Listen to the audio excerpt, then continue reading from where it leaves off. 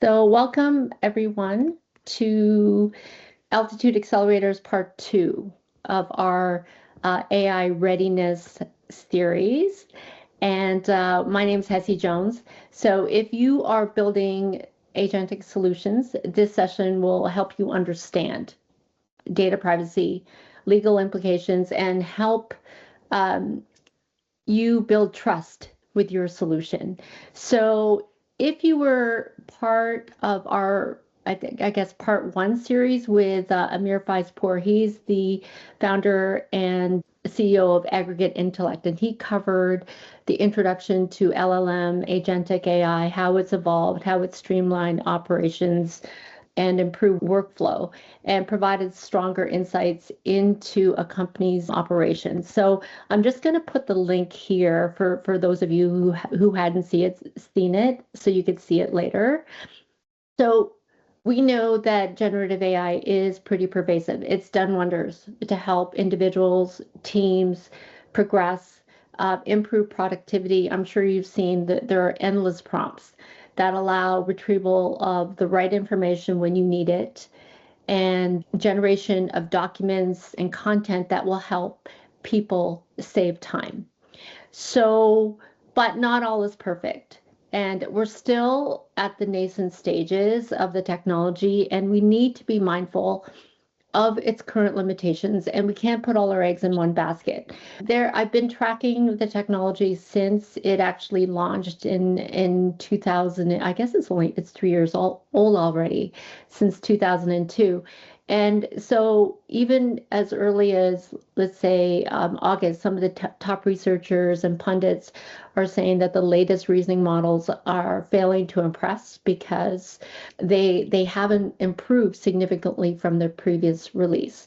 We all know that hallucinations have not abated. I'm sure some of you who are designing in this space realize that that's happening. Everybody knows about AI slop. It's not a meme anymore. It's actually real.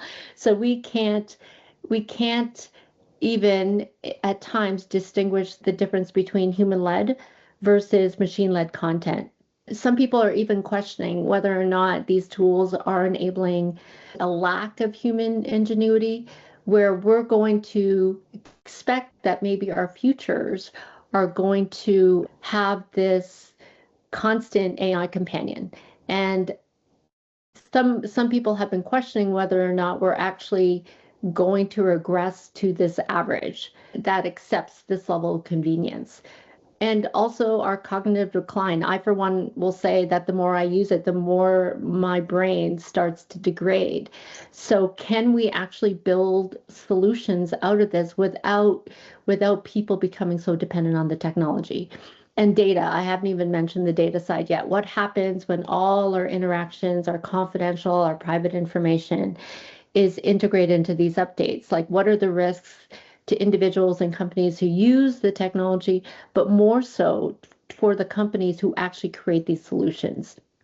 So this session focuses on data privacy, regulatory considerations as you begin to develop more applications within the agentic systems. I hope what you take away from the session is a good understanding of the guardrails, the risks for you as a product designer, and how you can proactively bake some of these into your solutions. So the format, we have 2 presentations. I will introduce them separately as they come up. The questions will be after the presentation, so I'll moderate. So if you want to put your questions in the chat or raise your hand, we'll do it that way. And I ask that you mute your mic during the presentation. All right. So our first presenter is Abigail Dubiniecki, and she is a privacy lawyer. She's a speaker, she's a writer and consultant who is passionate about privacy by design, PrivTech, data justice, and indigenous data sovereignty, especially in emerging areas like biotech, AI, and ad tech. So Abigail helps clients from startups to global multinationals across industries navigate some of the complex privacy regimes like the GDPR, the EU AI Act, Quebec's Law 25, and with a focus on human design. So I am going to invite Abigail to start her presentation. All right, thank you very much. Right, so thank you for having me. And there's a lot to cover. I'm speaking about privacy and regulatory considerations, and I was trying to find the best way to sort of approach this so that I don't want to overwhelm you with a lot of rules and principles. It's not to say that those aren't relevant, but I wanted this to be very practical. And so what I've done is I've turned this into sort of 10 critical questions you should be asking before you start about how privacy should figure into your privacy and regulatory considerations should fit into your mindset as you are building agentic models. So the kinds of things that you should be thinking about.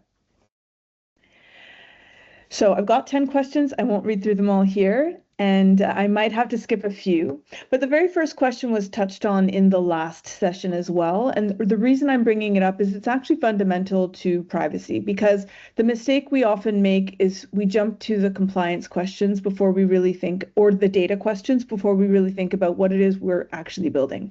So the first question to ask if you're going to be building or incorporating an agentic AI solution is, what problem are you trying to solve? Because that will determine everything else that happens in all of the other questions. And it's amazing from my experience advising clients who are trying to build AI products, from the ground up or incorporate them into their businesses, how poorly articulated the actual problem statement is. So I would urge you to spend a lot of time thinking about that. A few prompts for you to consider. First of all, does the market actually want what you're selling?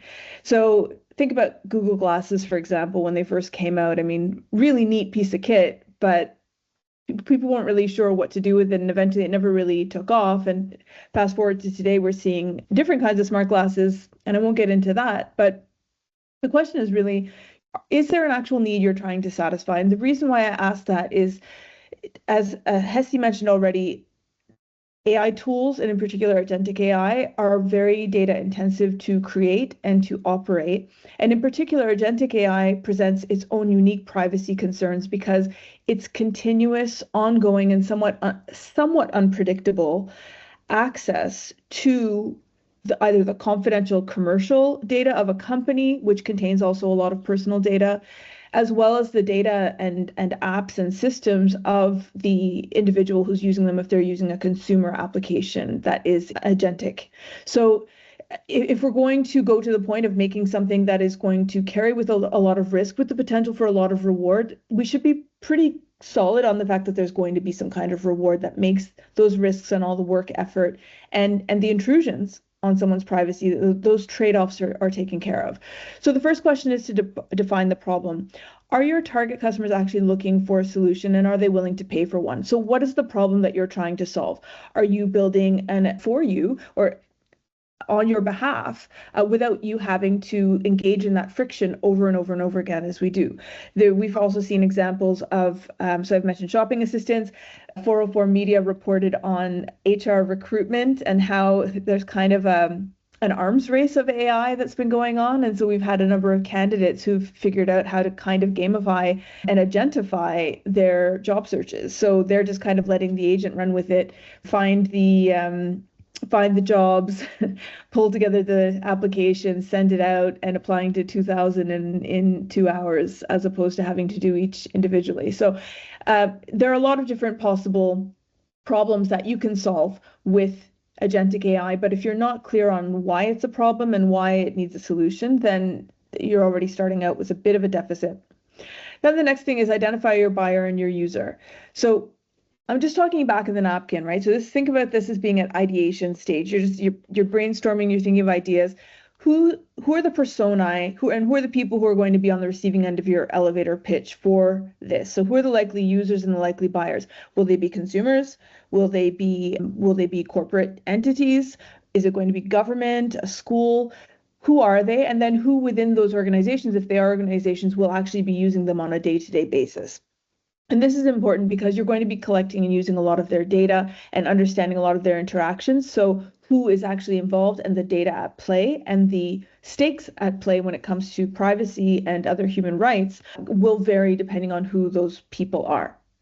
And then define the use cases. So I gave the examples earlier of shopping, hiring, applying, personal privacy assistant research, and importantly, decision making, on things like again, it could be hiring decisions, it could be benefits decisions, there could be a whole host of different decision making, even in industrial applications that you could be using agentic AI for.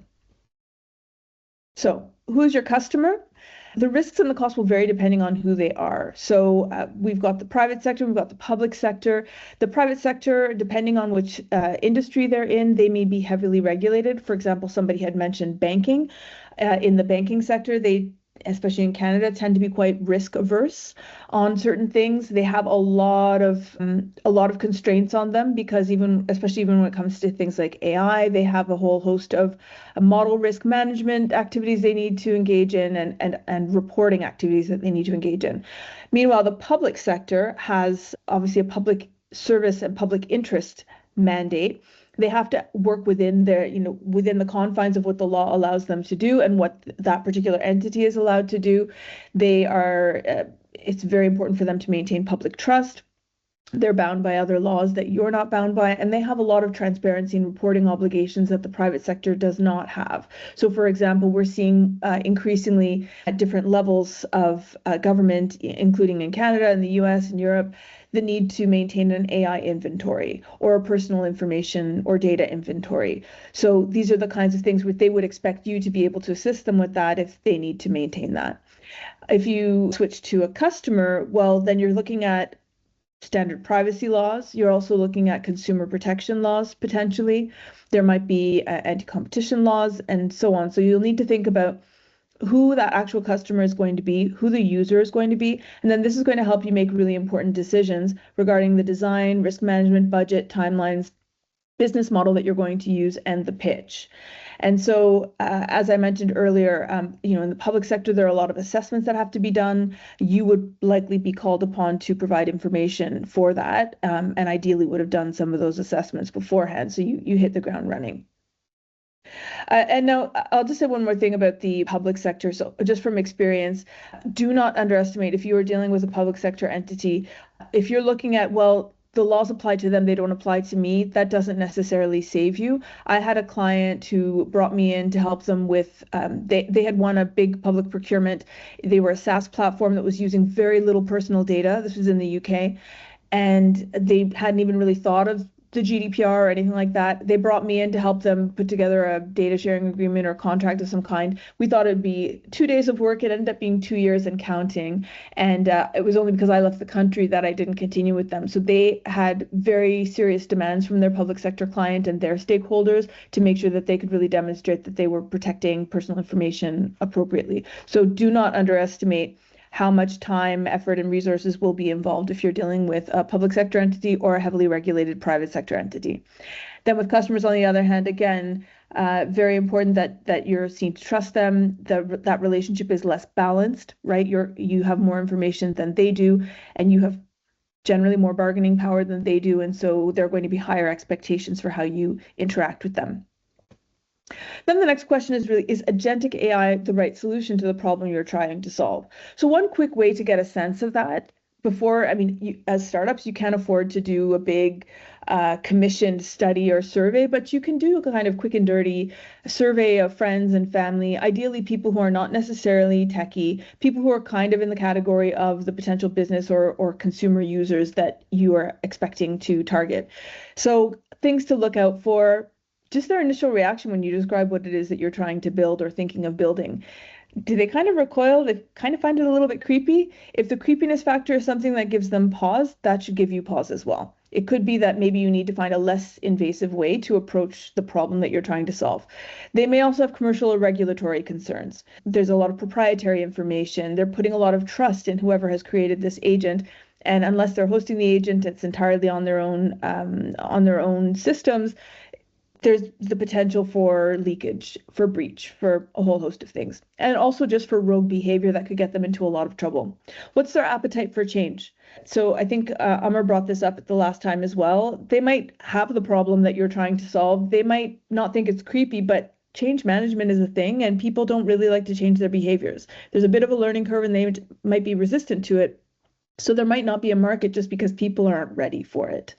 And then again, the question is trust. They really do have to trust you more than any other kind of I think just about more than any other kind of technology, agentic AI, because of its potential because it is doing things autonomously or somewhat autonomously, the trust that it's been built right and that it's going to behave appropriately is really, really important.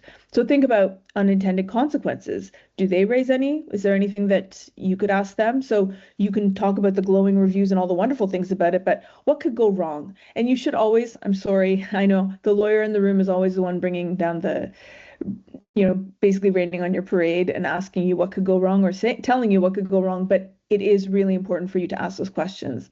And then think about things like trade-offs and their willingness to pay. It does mean that they have to give more access. It does mean that they're relinquishing control.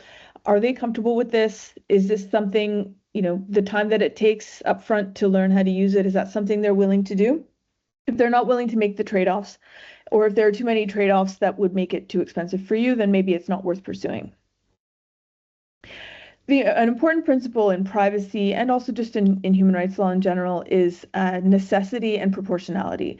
So it's really important to ensure that whatever it is that you're creating that involves incursions onto people's private lives, into their rights, is necessary, effective at achieving the goal that you're seeking to achieve, and proportionate to the problem that you're trying to solve. So just because you can do something, it doesn't mean you should. If there is a non-agentic solution that could work, it will be much harder to justify the privacy risks and, frankly, all the work effort that will be required to make sure that it works appropriately. So think about things like, are there non-agentic solutions we've considered that are potentially as good? Are we able to demonstrate its effectiveness? Like, do we actually have hard data? And I don't just mean its effectiveness in terms of it actually being able to do what it can do, which also is a challenge in the agentic AI world still, but that it actually is effective at meeting tactical objectives, but longer term strategies. Then, what are and just to give you an example, if it says it's going to save you time and money, well, how is it, once you get over the learning curve, how can you demonstrate that actually happens? Well, you should be able to produce some evidence. Our test group was able to show that they were able to complete the task in 1/10 of the time as a result, or they were able to devote more of their time to the higher level tasks because the agent took care of the grunt work, basically. Is the amount of data that's being processed and the amount of data access worth it? Have you struck the right balance in terms of people's privacy and their control over their data, or companies' control over their commercial information, and what it is that you're trying to achieve? And think about, are there ways that you try to find workarounds to minimize the intrusiveness? And we'll talk about some examples shortly. Again, think about what could go wrong, what are the risks, be prepared to demonstrate how you've assessed risks and thought about them proactively, and then ask yourself whether you're willing to invest in stronger guardrails if it is higher risk. Importantly, depending on the market that you're trying to sell to, you need to also ask yourself, is the use case prohibited or high risk? This is in the EU context. I won't read these all out to you. It's here on the slide for you to look at later if you like. But the EU AI Act actually classifies, it has sort of a tiered risk approach. This might change a bit, but for now, this is what the law is. And there are certain things that are prohibited and other AI use cases that are high risk. So things like using manipulation or deception to distort behavior, exploiting vulnerabilities due to age, disability, or socioeconomic status, social scoring, remote biometrics. Then there are other cases where those things might be allowed, but they're considered high risk if one of the exceptions applies. And then there are other high-risk activities like recruitment and employment decisions on things like promotions or performance reviews. Access to essential public or private services is an important one that is considered high risk. Anything to do with justice, democracy, law enforcement, migration, asylum, and border control. There may also be special rules that apply, whether you're in the EU or in some other jurisdiction. So anything involving algorithmic or automated decision-making, the GDPR is not the only law that has this. There are other laws like Quebec's Law 25, for example. There's Brazil's LGPD. There are a whole host of laws that do take into consideration automated decision-making. We're also hearing more and more about protections for minors. There is an age-appropriate design code in both the UK and California. So the question, if it's a consumer-facing product, is that consumer going to be someone who is under 18? In some cases, it might be completely outlawed for under 18s. In other cases, it might be a best practice. So just to illustrate, we have things like New York and California have both come out with special laws on AI companions. And they, although AI companion, you might say, well, my agent is not an AI companion.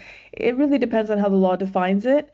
The New York law leaves it's a bit vague in how it describes certain things. And so some of the autonomy of an AI agent and the way that person might be interacting with this assistant of theirs, it could potentially, especially if it's in the health field or somewhere where there's that emotional dimension, it's possible. We don't know yet because it's very early days. Meanwhile, we had other companion AI that are basically deciding, like character AI, they're not going to let anyone under 18 use it after they had some suicides. There are also special biometrics rules. Quebec is one. They have special additional rules on biometrics. And then you have as well special rules for Illinois. It's quite a strict law, as well as in Ontario in the public sector, there are rules around AI as well that we need to be thinking about. So the next step is then to think about what data is involved. There's sort of two main. Now I know that the AI lifecycle is much longer than this, and it's much more dynamic, but I've sort of split it into two sort of before and after. So you've got the training and testing phase and how you use data there. And then you have the operation phase where it's actually acting as an assistant. On the training and testing side, again, the principle of data minimization and necessity and proportionality dictate that we shouldn't be using personal data or personal information if we can avoid it, particularly the training and the testing stage. You really, and this is true for any kind of software, you really should not be using live data or real data, personal data, for training and testing. This gets tricky in the world of AI. A lot of the publicly available data sets have dubious data lineages. They're not always clean. But the things you need to think about are, is there personal data involved? If so, is it anonymized or is it synthetic data? Is it representative of what we're trying to do and the use cases that we're trying to use and the likely users? Clean, curated, consented. I think Patricia's going to be talking a little bit more about that, so I won't spend any more time there.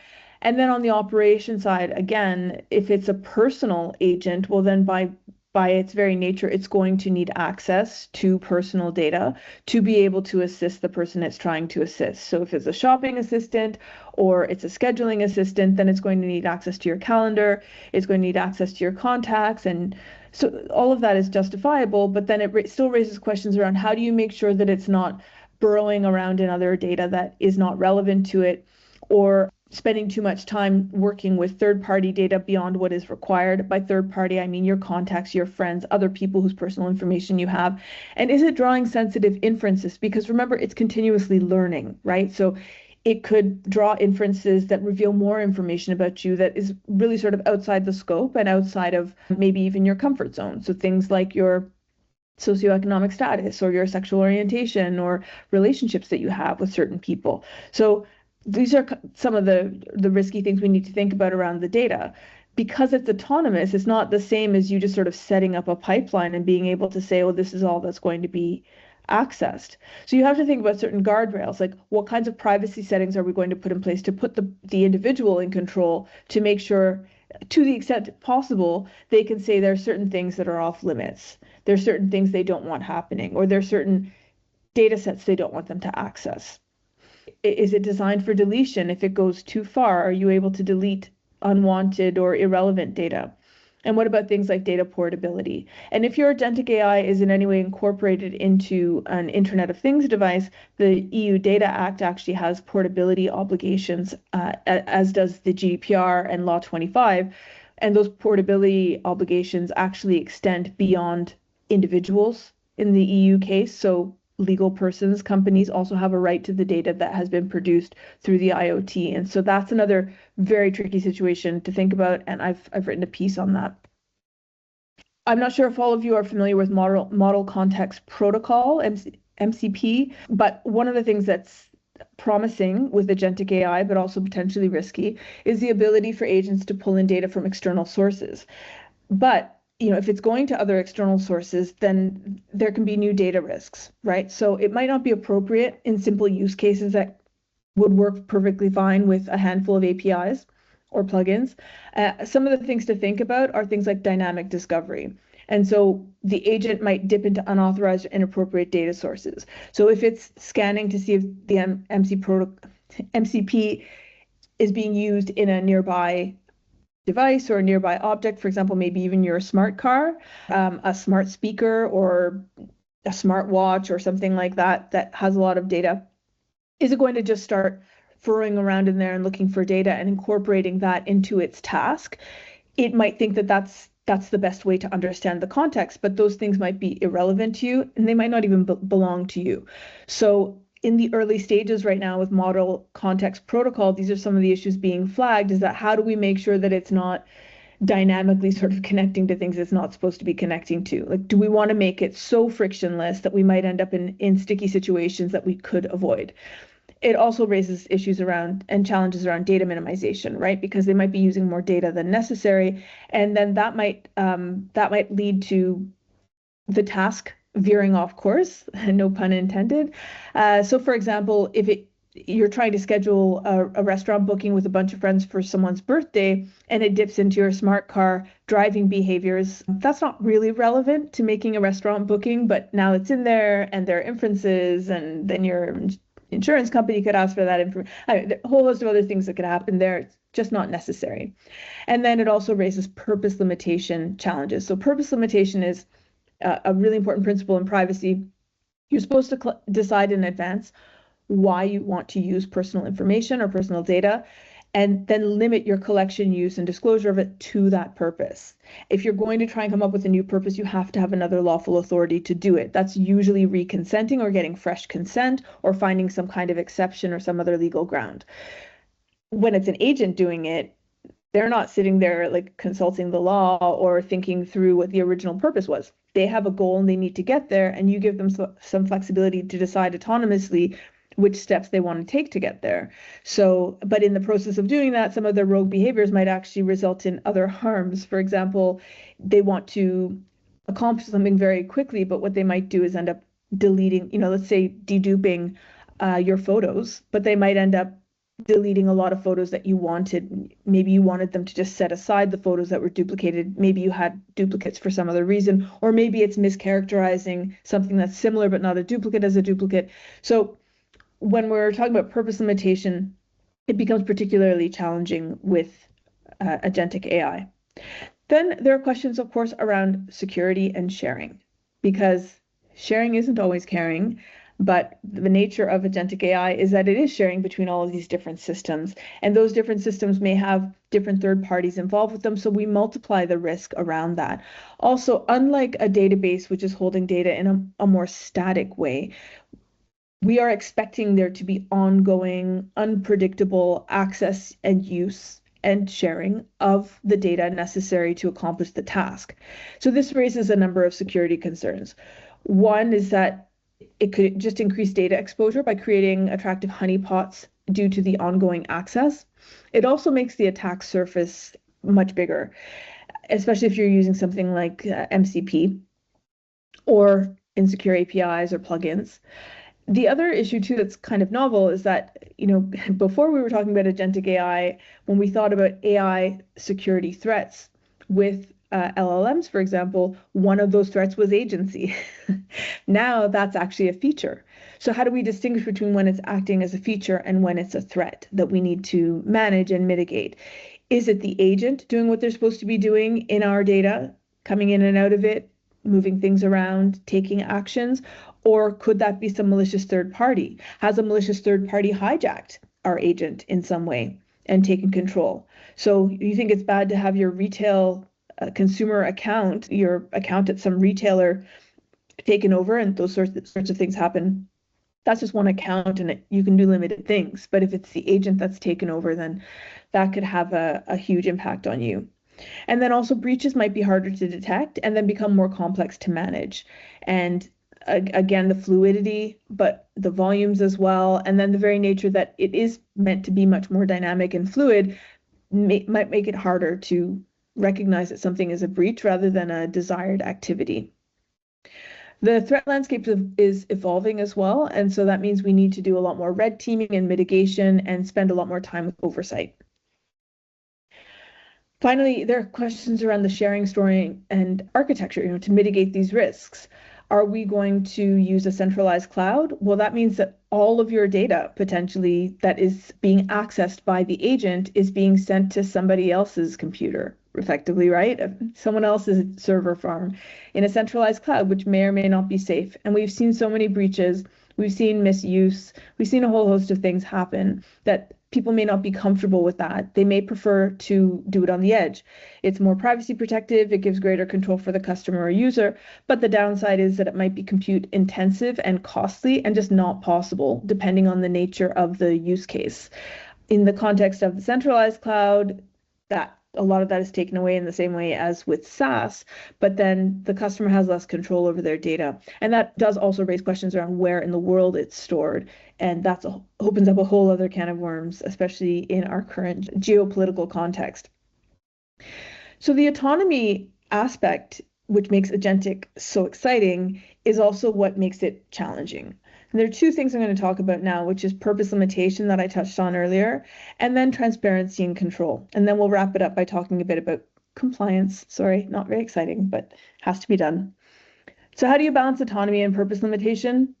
The core privacy principle of purpose limitation, as I mentioned earlier, is that you use the personal information or the personal data for the original purpose for which it was chosen. You don't start repurposing it for other purposes. But when an agent performs subtasks autonomously based on the context that they're in to achieve a goal that you've set, well, how do you prevent rogue behavior? How do you make sure it's doing what you want it to do? If its intelligence is helping it choose a path that maybe we wouldn't have considered, we don't want to get in the way. At the same time, we don't want to get into a situation where it's doing things it shouldn't be doing. So the answer is to try and find flexibility with limits. Yes, we do need strong guardrails, but if they are so strong and so rigid that they act like a straitjacket, they can undermine the very purpose of having an agentic system, right? It's the autonomy that makes it exciting, right? It's the autonomy, stupid. So we don't want to undermine that. At the same time, we don't want to just let it loose on the world, let it loose on our data.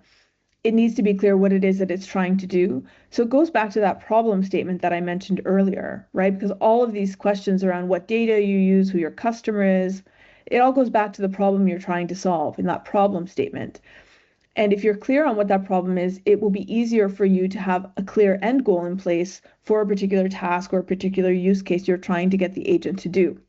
Then you can at least have some confidence that those intermediary steps are a variation on a theme. They might not be the same each and every single time because the context will differ. But if you're being careful about the data sources, careful about the integrations, you're using what is truly necessary and proportionate, not just letting it loose on the world, like I said, then it can help set some privacy protective boundaries and also help it stay on task, because that's one of the other challenges, leaving aside the privacy concerns that we're seeing with agentic AI. And then that brings me finally to this question of transparency and control. So core principles of privacy, right? Transparency, individuals have a right to know, what's being collected on them, what are you doing with it, who are you sharing with it, why, sharing it with and why. Because the agent's going to make decisions in context, and that context can change, they can reach for various data sources and you might not know. So it's not obvious in advance what they're going to be looking at. That doesn't mean you can't be transparent in talking at least at the broad strokes of what you do understand. And we've seen other parallels and examples in other areas, for example, in biomedical research, where you might not have the full question and the full research methodology completely played out, because at each stage in your research, you learn more and that helps direct your inquiry. Well, similarly, you can say what you already do know, paint the broad strokes, and then provide more detail as more detail becomes available. But we might not always be able to say in advance what personal data will be processed. Now, if it's a consumer product and you're very clear you just want to use this for managing your privacy settings, then it should be very clear that it's looking at your permissions, it's looking at what data sharing activities happening on your phone, it's reading privacy policies, it's created a profile of you to understand, what your privacy preferences are and what would be appropriate, and then it makes suggestions. You've said whether you want nudges or not, And so it gives you those nudges if you want them, or it doesn't give you the nudges if you don't want them. But if you're not clear on, again, what the problem is you're trying to solve and what end goal is, then that becomes harder to manage. So that brings us to the control side. Again, we have a right to determine how our personal data is used. We usually do that through some kind of consent or opt-out. There are also other legal grounds that exist that put boundaries around what we can do. And then that also give us rights and the ability to exercise rights and obtain remedies. Again, because of the autonomous nature, this can make it a little bit challenging because we have to actually cede some control to the agent and trust that it will act appropriately. So things like the right to know might be limited because it's unpredictable. Retrospectively, you might not know exactly what data was involved in that particular decision or in the particular steps, but you do know sort of ultimately or broad strokes what happened. So we might not be able to fully get into that black box. It can also make things like portability and deletion harder, especially for any inferences that were created, because it's all kind of, it's learning, right? So how do you unlearn those things? It raises a whole host of other challenges. So what do we do about solutions then? Well, one thing is on the control side and transparency side, as much as possible, you should be designing with rights in mind. So you should be thinking about how would you deal with a deletion request, access and information request? How would you deal with portability? How would you also set appropriate guardrails? Do you know what appropriate guardrails look like? Do you know what you consider to be off-limits behavior? Now, if you find that you're in a situation where you're having to set straight jacket style guardrails and really strict to mitigate your risk, chances are this is a use case that's probably too high risk to allow for that kind of lack of control on your part or on the part of the end user. I'm thinking of things like in mental health situations or high stakes decision making where you really can't afford to just sort of relinquish that control, have full confidence that something's happening as long as, you know, the end decision is made or the end task is complete. So if it is so high risk and your tolerance for unpredictability and rogue behavior is very, very low, then consider maybe using an alternative form. You can still use some other form of AI potentially, but an AI agent might not be the appropriate solution. Finally, you need to understand what your role is because depending on which laws apply, your obligations will vary according to that. And then also the business model that you've chosen, the contractual obligations that you've made with your client, all of those things will impact what your obligations are, and those are going to be ongoing. So what does the law say you are? The EU Act divides it into providers and deployers. Under Canadian law, we have something similar to that. The GDPR for data protection has a controller, processor, joint controller categories. They're not so watertight, but they result in different obligations, and so and also can limit what you're allowed to do. So it's very important to understand that. Then you also need to ask yourself, is this going to be a product that's kind of one and done that I hand over and then they take it? Is there going to be a service attached to it? Is it going to be both? It's probably not likely you're going to be able to just hand it over and walk away because of, like I said, the dynamic nature and the evolving space that we're in. And there's a lot of babysitting that has to happen. There's a lot of fine tuning that has to happen. And chances are your client is not going to have the skill set or the teams to be able to do that. So it is important for you to understand what your support model is, whether you're going to be subject to any sort of KPIs, so key performance indicators, troubleshooting, maintenance, and improvement as well. And increasingly, especially in government contracts, they are baking that in because there have been situations in the past with other forms of AI where they couldn't get the answers or the support they needed from their vendors and they got into trouble. And then finally, there's the compliance piece. So your client or you yourself will have to do a whole host of risk assessments, privacy impact assessment, data protection impact assessment, maybe an algorithmic impact assessment, a fundamental rights impact assessment if you're in the EU. There may be mandatory contract terms that you have to include depending on the nature of your role. For example, in the EU, if you're considered to be a processor, there are mandatory terms that the law says have to be in your contract. Where's the data going to reside? If your client may actually have limitations for you on that. Increasingly, there's been talk in Canada of sovereign AI, sovereign cloud. Singapore, South Korea are talking about sovereign AI. I mean, really sovereign AI. Everyone's talking about sovereign AI because we don't want to be dependent on a very small group of billionaires in one country, in one state. It's just, too risky now when it comes to things like AI. Documentation and registration, are you required to produce something? For example, a conformity assessment under the EU AI Act. Are you required to show proof that you've gotten the necessary consents?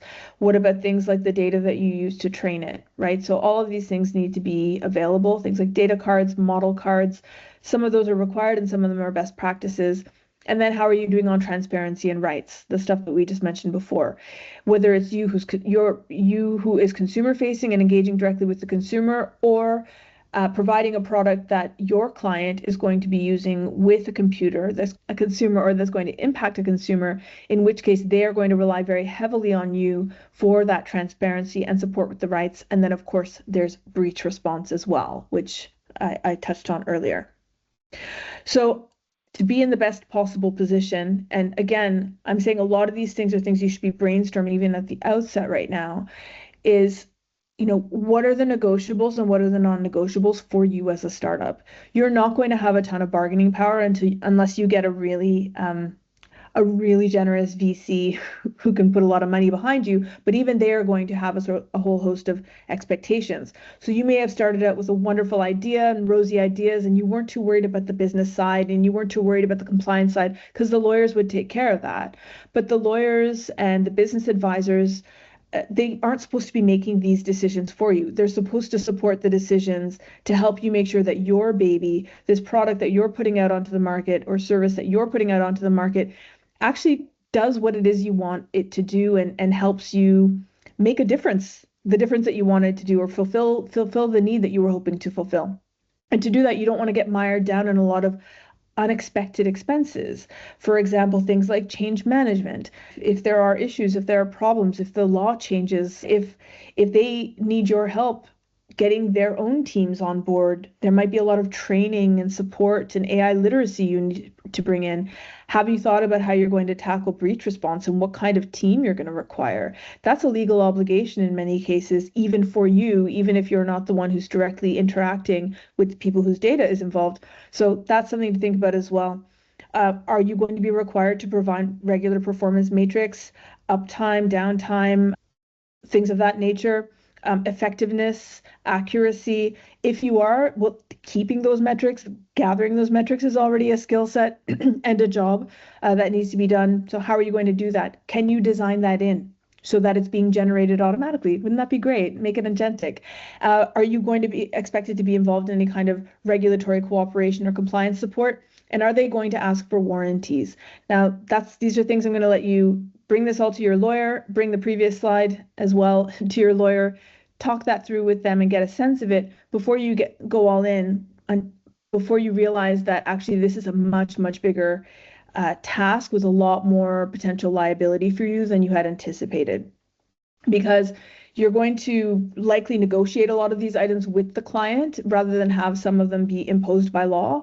And so if you are clear on your position and what your goes and no-goes are for yourself, you're going to be in a much better position to set the terms and conditions that are appropriate before you negotiate.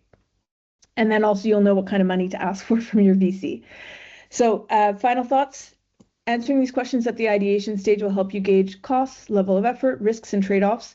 You'll make better design decisions, avoid some heartburn and some sleepless nights, and then be prepared to answer questions that VCs and customers might pose. So that's it. This is how you can reach me. I hope that was helpful. Thanks, Abigail. That was amazing. I realized that we're at 10 to 12. So I think what we're going to do, we're going to switch it up a little bit, and we're going to have Patricia present, and then we'll leave all the questions to the end if people don't mind. I just want to make sure that you get all the content necessary and that we leave at a reasonable time. Okay. So thank you again, Abigail. And so our next presenter is Patricia Thaine. And both Abigail and myself know Patricia. We've known Patricia for a while. She is the co-founder and chairwoman of Private AI. This is a Microsoft-backed startup who's raised their Series A, led by the BDC. And Private AI actually won the Privacy Innovation Award at Picasso 2024. It was named 2023 Technology Pioneer of the World Economic Forum, as well as Gartner's Cool Vendor. So Patricia is also the host of Data Frontier podcast, was on Maclean's Magazine's Power list of 2024, being named one of the top Canadians actually shaping the country. So she is going to augment a lot of what Abigail was talking about, specifically within her solution, and how she can help startups like you support the development of your solution. All right. So with that, I introduce Patricia. Thanks so much, Hessie. And Abigail's always a tough act to follow. All right, so thanks everyone for caring about this topic. It is a very important topic for multiple reasons. In particular, you don't want to expose your customers' data. And this is the topic of privacy within language models, not just large language models, has been around for at least 2019, maybe a little bit before as well, but this is really the pinnacle paper that got people talking. And what it shows is that if you hide a number within your data set, and it is just one number that's hidden within this data set, and you train what they character language model. So instead of predicting the next word, you predict the next character. The amount of surprise that you get of the model for predicting the sequence of digits of that number is smaller than the amount of surprise that you get for predicting any other random sequence of digits.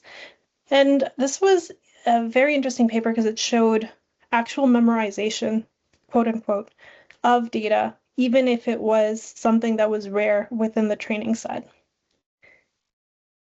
Then this other paper by Carlini et al. In 2020 showed how GPT-2 had indeed memorized personal information from the internet, so people's addresses, phone numbers, names. And if you think about GDPR requirements, you do need consent from the people whose personal identifiable information it is for every particular use of their data. And so this is an example of where GPT-2 could be in breach of something like the GDPR. And then it actually hit the private sector. So this Korean company called ScatterLab had trained a love bot on a data set of users' conversations. And they had been boasting about the 10 billion intimate conversations that had between users.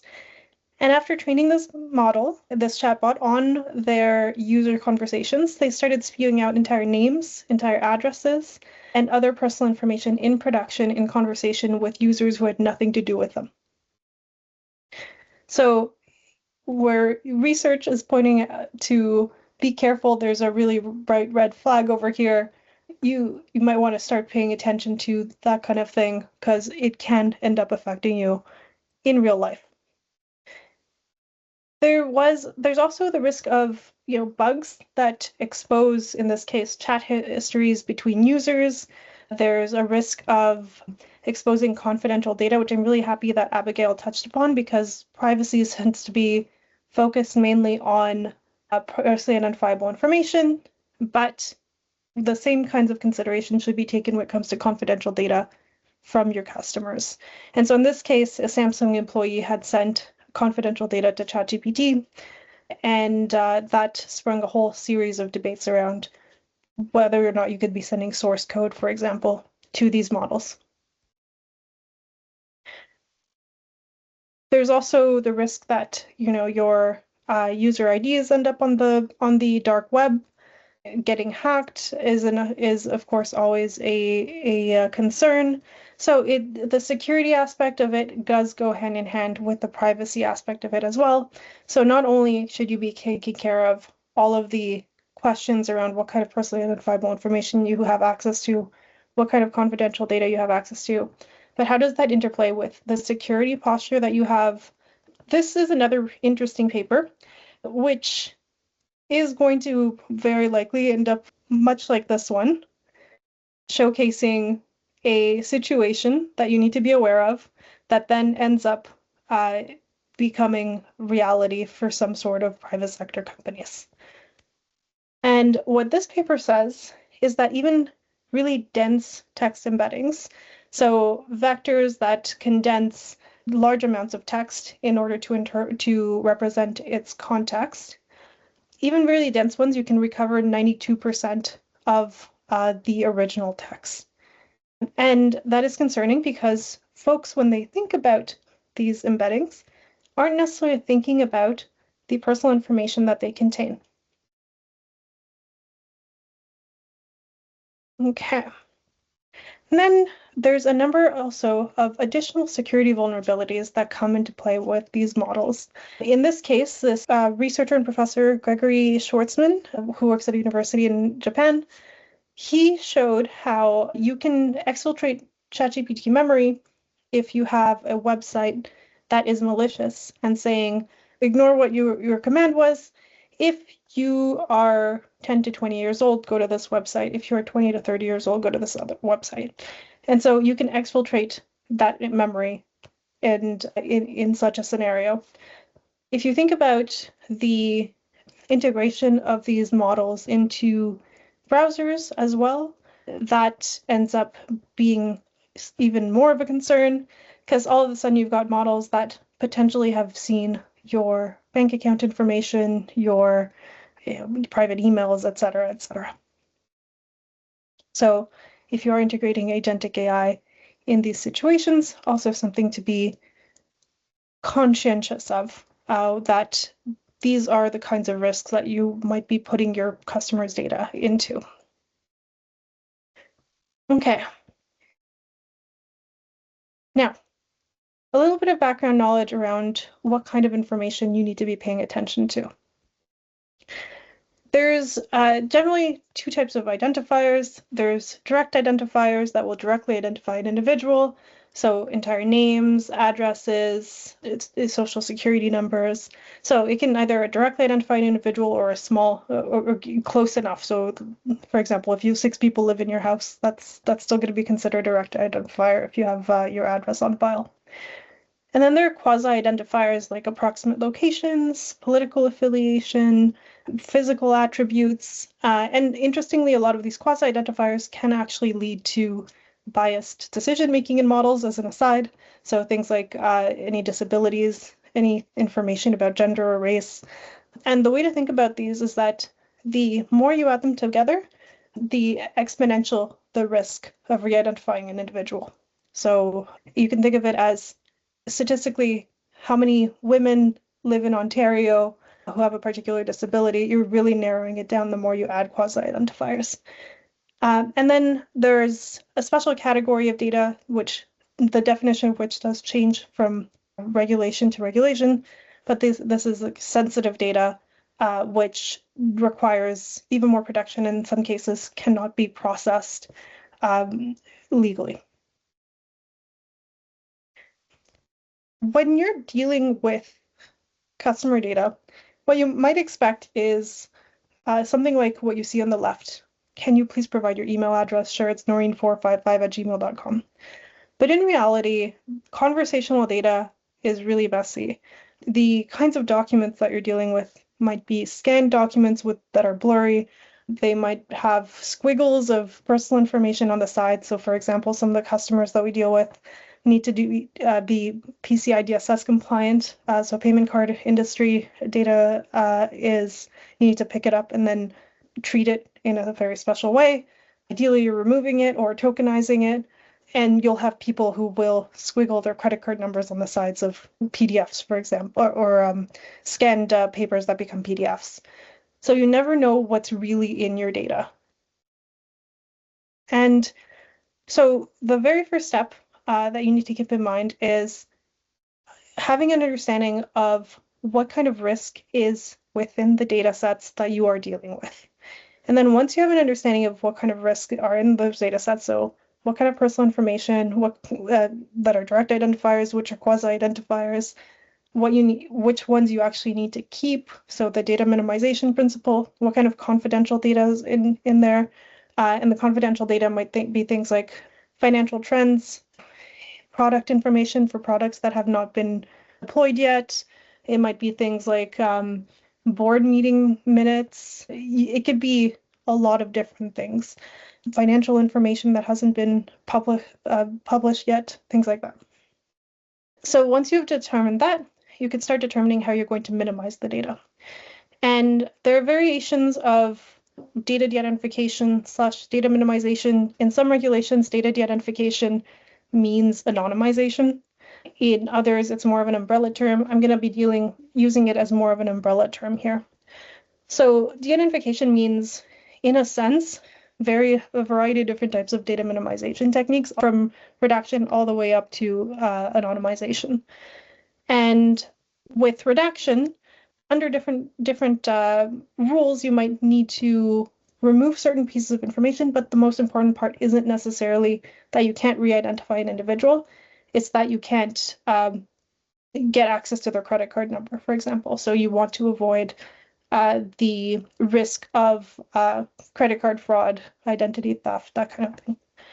So redacting information like really sensitive data like credit card numbers, social security numbers for in general. If you need to use certain pieces of personal information and have the person be identifiable, but maybe they're sharing healthcare information that you really don't need in your systems, you can redact the healthcare information and keep what it is that you're looking for. So it's not always about de-identification. Redaction does come into play. There's pseudonymization. So that is replacing names with pseudonyms that you could go back to retrieve the original data. So you could have a data set where you have name 1 is equivalent to Lorraine, for example. Ideally, you're encrypting this data set. And that is so different from anonymization, where you can that ability to reintegrate the original data is there. There's tokenization, which you can think of it as a form of pseudonymization as well. And this is more of a mathematical function. And then the interesting thing here is also that you can use different tokenization mechanisms depending on the kinds of access control that you want for different pieces of data. So for example, if somebody in your organization is able to view credit card numbers, but someone else isn't, you can tie this into your key management system and tokenize differently. Or use cryptographic keys in general. Okay, and then there's synthetic PII. So you replace names with fake names, locations with fake locations, times with fake times in this case. And this has a benefit of having the hidden in plain sight mechanism. This hidden in plain sight mechanism is used under HIPAA in the US, for example, to minimize the risk of re-identification. So if anything is missed, it's really hard to tell what the original data was from the fake data. This does also have an additional benefit that it makes the fluency of the data a bit better, but it really depends on whether you actually care about knowing what original data are and what aren't original data. And then anonymization. So anonymization is a fairly strict concept. In some cases, not very well defined, unfortunately. In probably the better way of going about anonymizing data is to hire somebody who is an expert determiner to determine whether the risk of re-identification of the data set that you have is low enough. And there are a bunch of expert determiners that I can put you in touch with if you are interested in going this route. One benefit about anonymization is under certain jurisdictions, this does make it so that the data protection regulation no longer applies to this data. So GDPR, for example, no longer applies to anonymized data. And this is a really important concept because if you were to say this data protection regulation still applies to anonymization, in that case, that would no longer be anonymized data because you'd have to still be able to track that data to the individual. So that would be a case of pseudonymized data. before you use the term anonymization, I want to mention a few times where folks have misused this terminology. And oftentimes what happens is that you end up with headlines saying anonymization does not work because such and such company did it, and then the data got re-identified.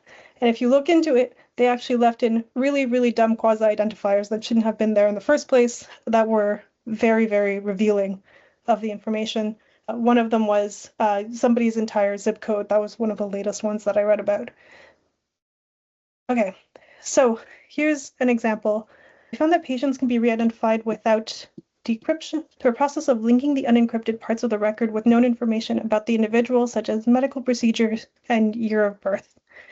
So it is important to know whether or not a particular procedure is a rare procedure, how many people were born in a particular year with that rare disease or a rare condition, in order to be able to call a data set actually anonymized if you're going to keep this information. One thing that you can do is being able to bucket years of birth. So say somebody is born in 1995, say that they were born between 1990 and 2000. And this is the kind of thing that you could do for any data, not just medical data, and still get information about the kinds of individuals that are part of the demographic that you're interested in. So for example, if you're analyzing customers in a call and contact center, you might want to know how old they are within a certain range. You don't need to know their precise age. Then a 2016 study found 42.8% risk of matching anesthesia records to the Texas inpatient public use data file for 2013 using data such as age, sex, hospital, and year. That is a lot of quasi-identifiers. So yeah, you can't just go about putting all of that information together and call it data anonymized. And this is a really interesting one that basically triggered rethinking how medical data was going to be published in the United States, and changed how HIPAA was going to be applied for data sets that were going to be public or shared. So Sweeney was then able, who's a professor at Harvard, was then able to uniquely identify the medical record of Governor Weld. She did this by noting that only 6 voters in Cambridge had the same birth date as the governor. Only 3 of those were male. Only 1 of those lived in the same zip code as him. And that really shows how it narrows things down again. So the importance of keeping in mind that quasi-identifiers like zip code can really narrow down an individual's location, for example. So one trick there that's used with HIPAA compliance for de-identification is you can shorten the zip code, so you can truncate it till it's state level. In general, state level information is what is acceptable, but you do need to keep that in context of what else you're storing. And this is, if you're curious, if you're super nerdy, a really interesting study on re-identification attacks on health data that basically shows that yes, de-identification does work on health data because of all of these re-identification attacks. The only one where there was verification that there was a re-identification, it fell under the threshold of re-identification risk acceptability, which is this last one under HIPAA. So 2 out of 15,000 people were re-identified. And generally, you need to have a preset risk threshold that you agree the data will have to fall under. In this case, it should be under 0.04%. But the recommendations vary depending on who's making them, from 0.01% to slightly above 0.04%. Ontario has there is a de-identification guideline for ISO and such. Okay, so in the next 3 minutes, I'm going to tell you where to think about privacy within large language models and agentic AI. So data minimization needs to be thought about prior to sending data to any third party, whether it's for training the large language model, a prompt that you're sending to a third party, or contextual data that you're extracting from the RAG embeddings and then sharing with the large language model. You can also sanitize data before prompts and inference. Sanitize data from prompts before inference occurs as well. So before they even get sent to the third party. And then you can reintegrate that data. You do need to clean data before training or fine tuning. You should also, measure of last resort, block personal and sensitive data from responses to the end user if you suspect that there might be things like credit card numbers or confidential data being sent to the end user from this flow, but ideally you're dealing with it beforehand. And then when it comes to guardrails for agentic AI, this is kind of what the flow might look like. A user sends a prompt to an AI agent. This prompt might contain user personal information. So that's one location where you might have to think about it. Send an access request to the large language model provider. This might be internally, but if it's externally, you might want to de-identify or strip the prompt of any confidential information, then reintegrate that information in the response. So that original data can, as shown here, so be stored within your system where you send a prompt, it gets de-identified, the de-identified version goes to the service of choice, and then it gets re-identified within your environment. So it could still be a fairly seamless interaction. And then after you assess the request for the AI agent, you gather information from the company data and document storage. And then that response itself, maybe you want to redact it based on the access controls that the user has. So you can integrate that kind of meticulous or minute access control for entity level information with your access control system. Then you generate a task list, execute the task list, and send the response to the user. And you might choose to re-identify it, you might choose to redact it at that point in time. It's up to you. And ultimately, it is easier to do all of this by design and think about all this by design. And that is a requirement of the GDPR. Thank you. Okay, I know a lot of that was heady. Is it from, and it might be a little bit overwhelming, especially for you guys who are developing solutions at these early stages. But I invite both Abigail and Patricia to answer some questions if people have any, and just either put them in the chat or raise your hand.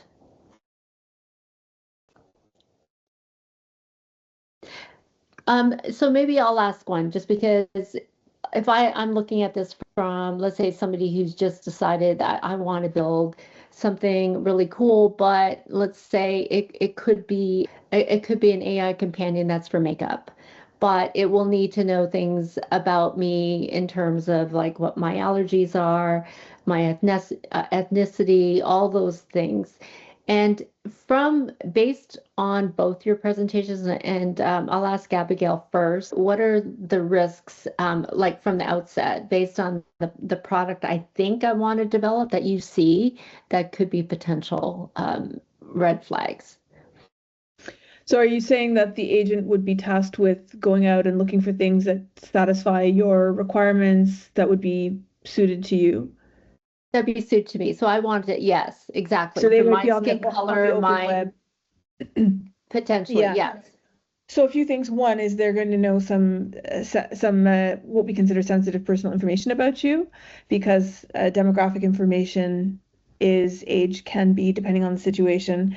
There are also questions around, so when they do the search, how do you build in quality into the search and into the results, right? So if they're going out onto the open web, if the agent is searching the open web, there's the potential for manipulation, and we could probably see that happening. So we have Google SEO, maybe we'll have some kind of, agentic, and actually we have seen this kind of thing happening because Amazon, I don't know if everyone is familiar with this, Amazon actually sent a cease and desist to Perplexity because Perplexity had kind of created, in the guise of a search engine, a shopping agent on Amazon, which sort of stole Amazon's lunch. Amazon wasn't able to influence people as much and said that they were manipulating. So that's another risk as well, is that you might be undermining someone's, there might be a manipulation that happens unintentionally because the agent gets manipulated. And then there's also the question around, well, who's built this agent, and have they built the agent to protect it from conflicts of interest? So we're seeing a lot of dual purpose. We've always seen it with a lot of big tech. And now we're seeing chats being repurposed for targeted advertising. Is your agent acting as your agent, or are they a double agent acting on behalf of, whoever's going to give them the biggest kickback, because there's a referral bonus, so that's another risk. In the course of doing this search for, are they going to accidentally leak information to third parties? I loved Patricia's diagrams because she showed just how complex the ecosystem is, even in a relatively simple use case. And so if you're going through multiple systems, you're dealing with multiple third parties, multiple external sources in the course of that. Is it revealing anything about you? It doesn't have to if it's designed properly, right? It can be designed in a way that I'm looking for someone who roughly falls into these categories, and not so fine-tuned, as Patricia was saying, not your actual age, because we don't need your actual age. So how has that agent been calibrated to understand data minimization in that sense? And humans have trouble with that, right? Like what Patricia was describing to all of us might come as news to a lot of people, even very educated people. So to expect your agent to know, how do we train it to do that? Maybe that's the art of the prompt for you. Maybe that's something else. Patricia, what do you think? Abigail covered almost everything I was going to say. Okay, sorry. No, that's great. Let Patricia go first next time. No, that was perfect. Yeah, I think that one of the usual things to do is clustering, but also one thing that does come to mind is how are you going to keep yourself away from the temptation of selling that data, if that is something that you want to keep yourself away from the temptation of doing. Because as your database grows, you are going to probably have more and more interest in that. Now, maybe the way that you are going to go about doing it is you want to sell the data, but you want to sell an anonymized version of the data, which you will want to think about from the very beginning around what kind of information you want to keep for this anonymized database that is the most interesting. And then while thinking that, there is that ability to pseudonymize your users in a way that potentially not even you can re-identify them. And that would be nice. But there is, if you think about, for example, what we found out about Flow, the Period app, that they had been selling period information to Facebook and other providers for advertising, right? If you are not necessarily always going to be in control of your company, how is it that you want to set up the mechanisms to prevent harms from happening to your users? Yeah. And that also raises another issue as well, is that how much do you want to hold on to at all? Because there is a total cost of ownership to that. There's the temptation that Patricia set out, I think, very well, and that is probably the biggest challenge for you. Then there's also the question, and even if you anonymize it, you're still building a profile of someone. The stage at which you do that is a question, right? Because you need to have some kind of referential integrity to know that it's associated with the same person. So somewhere along the line, you are building inferences in there, which in and of itself is a privacy intrusion, right? And people are supposed to have choices around that. So just to give you an example, I've been looking at alternatives to Spotify. Actually, I just quit Spotify as part of the big boycott. And I've been looking for more privacy-friendly alternatives, which is hard with a streaming service. And I wanted ones that gave, good compensation to artists. So Deezer was one of them. But then there were also other ones as well. And of course, I looked at their privacy policies. And if you get the paid version, they won't profile and ad target you. So that's great. However, even if you're a paid user, and again, I'm not slandering them, it's a wonderful product, they will use my listening habits and everything else to build a profile so they can look for lookalike audiences. So somewhere along the line, they've built that. If they get acquired, who gets that? Do they destroy it right away? Like, what happens to that profile? And what is it going to reveal about me? Is it going to reveal my political opinions? at a time when that's actually a very dangerous and sensitive piece of information in many parts of the world? Is that going to reveal my sexual orientation? Some of the ad targeting that was happening with the remigration, quote unquote, or self-deportation ads that were being micro-targeted to people was based on their listening history, which inferred race. So it's not a joke. And then the other piece of the total cost of ownership is the breach potential. It's such a lovely honeypot. I mean, the breach potential, not just for the data, but for the agents themselves. So how do we deal with those takeovers? And then now are we going to have a rogue, like you think it's bad enough someone takes over your Twitter account. Imagine someone takes over your agent, what kind of shopping they might do, or worse. Yeah. Yeah, those are considerations I always think about, like even from a data perspective, because I don't think people realize that the very entities that they're creating are going to store vast amounts of information and potentially stuff that they didn't intend to have, like the level of sensitivity that Patricia even alluded to. It makes it tempting to now potentially forget about the app. Let's monetize the data, and like that until those guardrails are fixed when it comes to like the data broker system and is the how pervasive it is, at least in North America. What are do you know if there are considerations that maybe in real time, maybe as an app, a future app, that can identify the risks as the data is starting to be collected, or I think taking a step back, I mean, really it's for you to identify that risk, and it's not that hard to figure it out, right? Like you don't need the agent to figure that out for you. Oh, wouldn't that be nice? So they did. I showed you the examples of the different architectures, right? You don't have to send it all out. And Patricia also showed that example, like the query the prompt doesn't necessarily need to leave your space. So you can do this for a consumer app, or you can do this even, at a commercial level. That's actually what OpenAI ended up having to do, because there were so many concerns in enterprise uses of OpenAI that their data was all their prompt histories, all those things were going to be used and sent elsewhere. So they were using their own data sources and really bifurcating that process to keep it all in-house. You can build privacy respecting or more privacy respecting agentic AI, and one way to do that is on the edge. And so by the edge, I mean locally. So all of that compute happens on my device, not in the clear.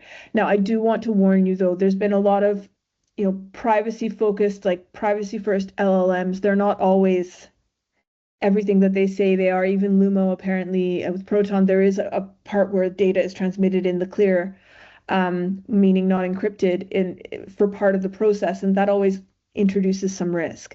So, but getting back to your point about the temptation won't be there if the data isn't there. But the problem is, and Patricia probably has had her own experience with this as a startup founder, your VCs want to get their money's worth. So they will put pressure on you to do that.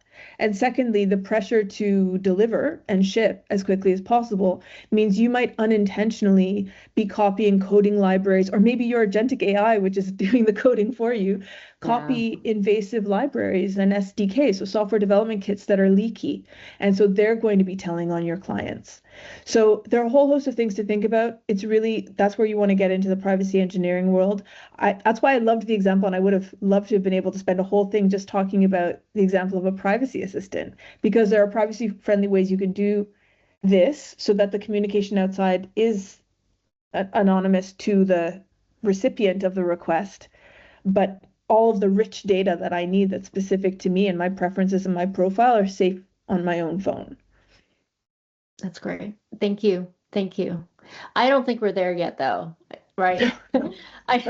But I think everything that you two have mentioned, I think it's still fairly new, especially to startups. I see a lot of amazing ideas of technology that people want, and a lot of them are privacy. One of them that I saw the other day was a psychology.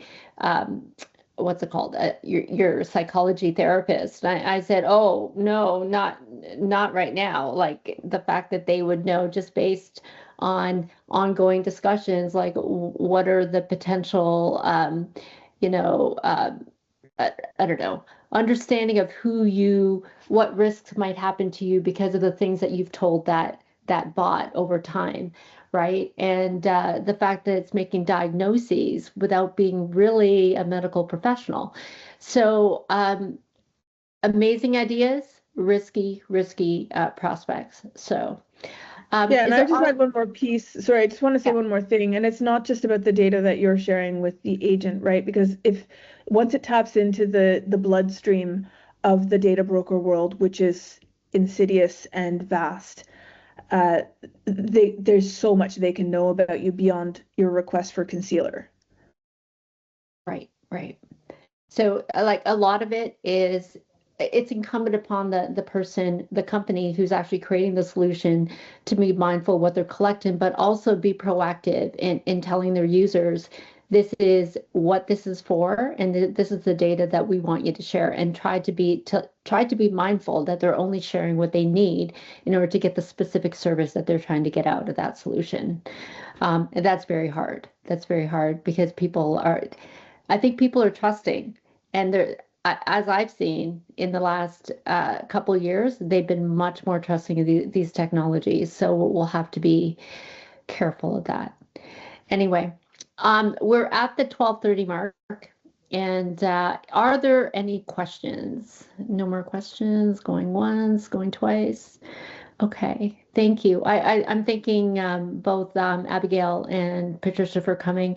I know this is this is a strong topic for everyone. Oh, Joy, yes, the Ontario GDPR regulations. I think what we'll do is we have your emails, so we're going to send you some resources.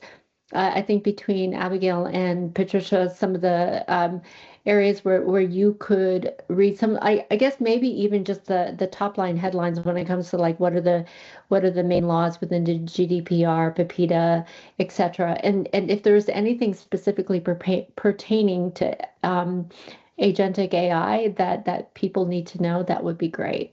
Okay. And it could be sector specific as well. Joy, which sector are you operating in?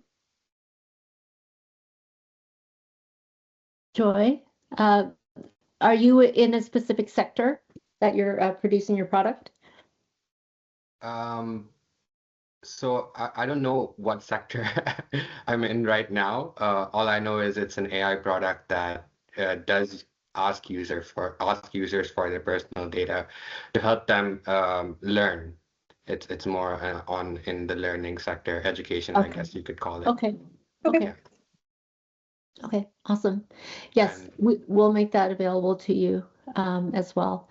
All right, thank you. Well, thank you everyone for coming, and it's nice to see everyone being interested in this topic at this early stage in your development. I think it's something I haven't seen in a long time. So, but we know that the risks are there, and we want you guys to be successful. So it'll be good to be able to proactively take these things in consideration when you're building your products. So thank you. And I appreciate everyone coming, and have a great day. And we will send you emails with respect to when the video is up and any other resources that we think will be helpful to you. All right. Thank you again. Thank you. Thanks, everyone.